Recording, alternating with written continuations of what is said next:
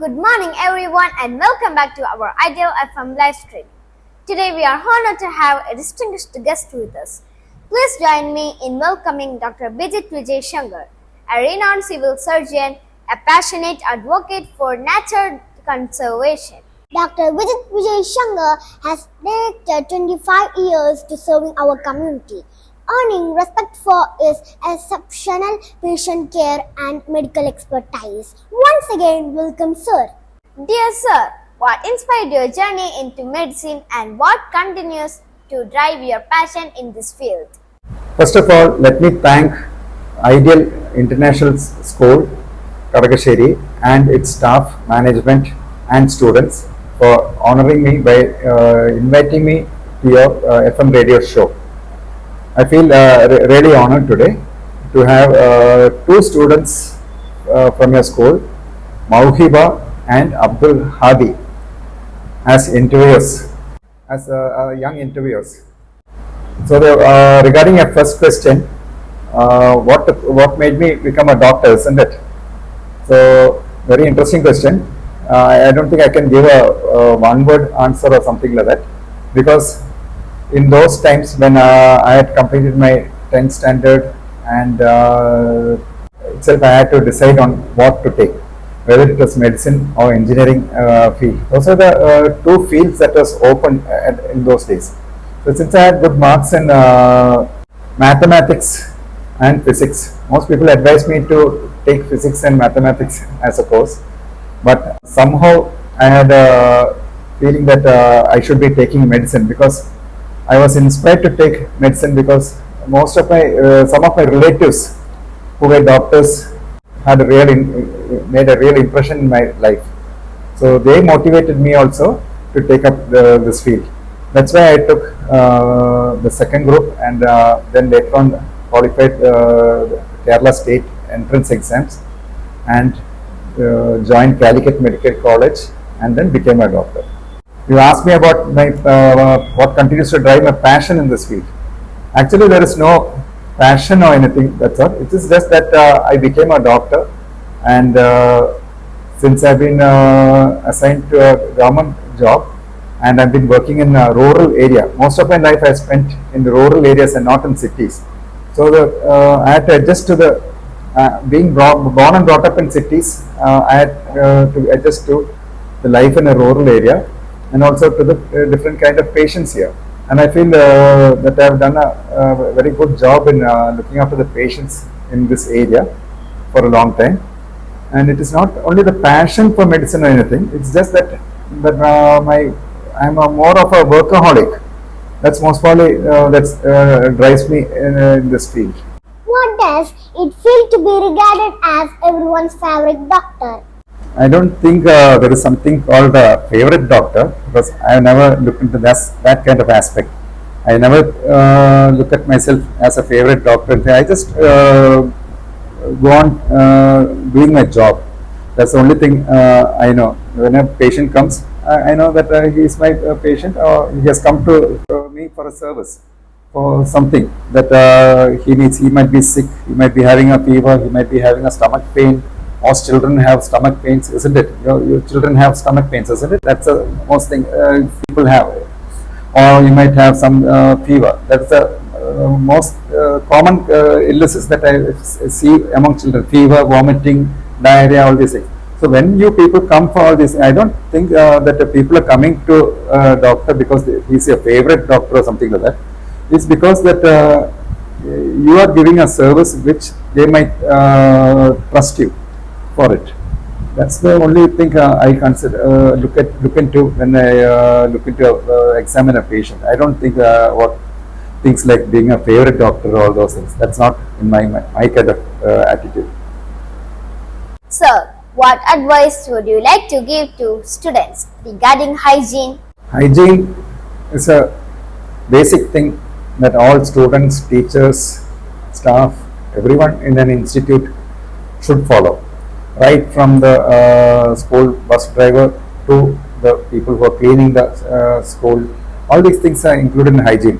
So hygiene starts off with the basic, for students, if you ask me, the answer would start from wearing your clothes clean clothes, and then keeping a distance while sitting in the bus and everything. You have to understand that if you are sick or not well, you should not be going to school on that day. The schools also, I feel, shouldn't be too strict on asking students to come to school when children are say ill or something like that.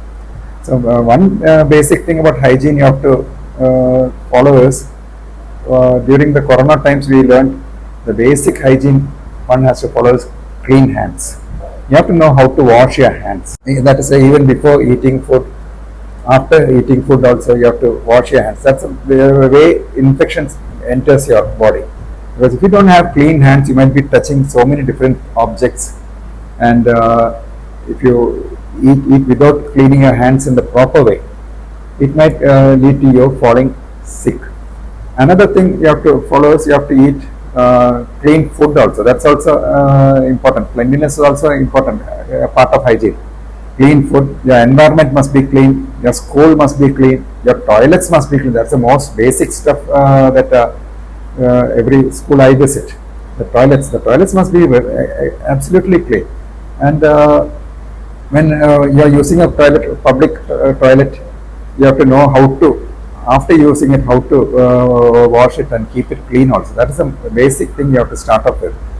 And another thing is what I find is when they are with students is, especially during the monsoon season, when it rains, what happens is in the bus there might be students who have cough and cold or sneezing and all these things. So you must always keep your hands in front of your face while you sneeze, especially while traveling in a school bus where you're all packed together, and when it rains, what the problem is, the doors are shut, the windows are all shut, and you're enclosed in a closed environment. So that has a chance of spreading diseases more fast. And another thing is as students or as students leaders or anything, you have to identify is anyone is sick, you have to make them sit separately and not with the other children. That particular the teacher or who it is, when a student comes to class or somebody says that he has a small cold or running nose, so what happens is, it might be a small thing, but still it's always nice to keep them isolated in a different place. So these are things which we have to follow. One of the basic things we have been taught about hygiene is your clean hands. You have to keep your hands clean. Your nails must be cut. All these things, even I think teachers must be looking into in the school, and at least one particular day I think they must be looking into all these things. Even barbers know all these things. They keep their hands clean and everything. So they have been taught to do all these things. So like same way, you also have to learn how what is hygiene, and not sharing the same plate, eating a food that someone else has. What I see nowadays is, especially in birthdays, one person eats the cake, the other person also eats the same piece of cake, and that is not hygiene. What you have to, even if it is your own relatives also, you have to follow certain basic hygienic steps. It is very important in having a good, healthy life. Your professional career has centered largely around Kuttipuram and its surroundings. What draws you to this area? Actually, I started off my professional career in Tavanur here as an ad hoc doctor. That was way back in 1998. And then I got into the government service in 2000 only. That was actually in Wayanad. And then from Wayanad, the people of Tavanur here, somehow they found me to be as an ad hoc doctor, they found me to be a very good doctor, and actually they arranged for my transfer to Tavanur. That's how I first came to Tavanur as a doctor. Actually my home is in Calicut, where I have never worked in Calicut, only in some private hospitals I worked there. But as a government doctor, I work mostly in Malappuram, and it is by chance that I come here as an ad hoc doctor, and so I stuck here. Somehow it was like that. And then the next transfer I got was from here to Maranjeri, and then to Kuttipuram, and then I had gone to where Kuttipuram I spent about 10 to 12 years I was in Kuttipuram. That's why I still had patients coming from Tavanur to Kuttipuram, even though it's a little bit far from here, I still had people from this area still coming and visiting me out there. And then later on, I was transferred to Pattanapuram, where I stayed for about only about 6 months or something. And then again, I came back to Kuttipuram. And last, I chose Tavanur because this is the place I started off my career. So before my retirement, I thought I'll come back to this place because my house is also, where I'm staying is also nearby. That's why I came back to Tavanur and stayed. It's not got anything to do with whether I like this place or anything like that. It's just by chance that I started my work here, and by chance that I stayed here, remained here. That's all. Sir, beyond your medical practice, you are known as devoted nature enthusiast. What sparked your love for nature?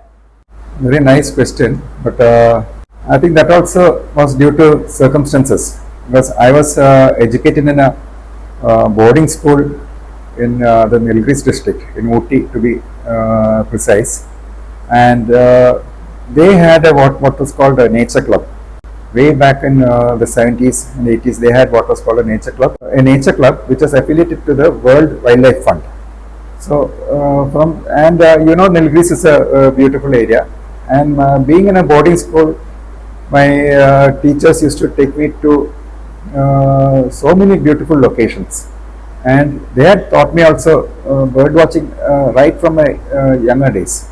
It all taught me about how to observe a bird, how to write it down. In those days, we did not have photography or anything. Bird watching was done in a logbook. You had to write it down, everything. And it's not bird watching alone. Wherever we went, we were right from insects to birds to animals. We were taken for excursions to wildlife forests and all those things. And I had an opportunity to travel by foot, most probably all over the Nilgiris district. I've gone on foot. So you naturally find yourself engrossed in nature.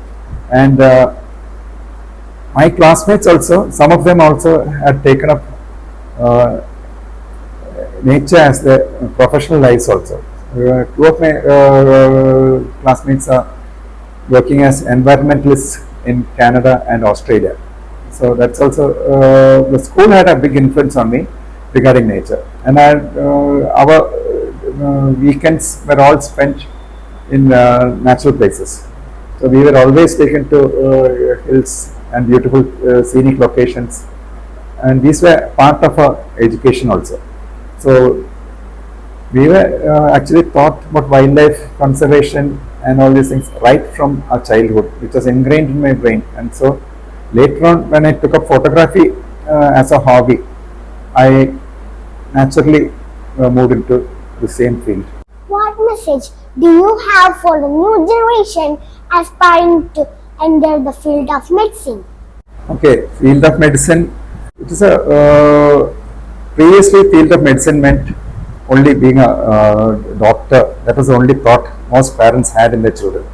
But now medicine is open. There are so many fields in medicine itself. Not only becoming a doctor, you can become a paramedical jobs are also there. A lot of research field is also there in medicine. So it's not being a doctor alone. The basic thing you have to understand is you have to have an aptitude to be a doctor.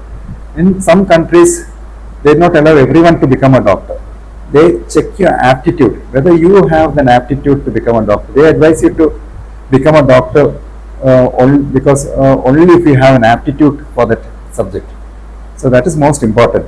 And then another advice I would give people is you have to follow ethics. Ethics is something which the medical community should actually be aware of. And we have been, right from the beginning, we have taken the Hippocratic Oath, which says that how you should work as a doctor.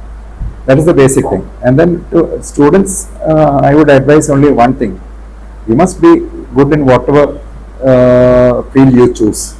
Not only medicine, whatever subject you choose or whatever you want to become, you must try to become something like that. But what follows, your passion and aptitude need not lead you to take up courses, because nearly only about 50% of students get to do what they have actually dreamt of doing.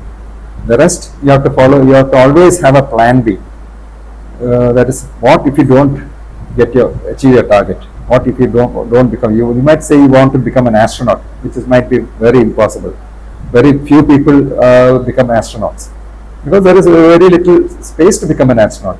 So, if you dream of such things, you must always have a plan B, where you must not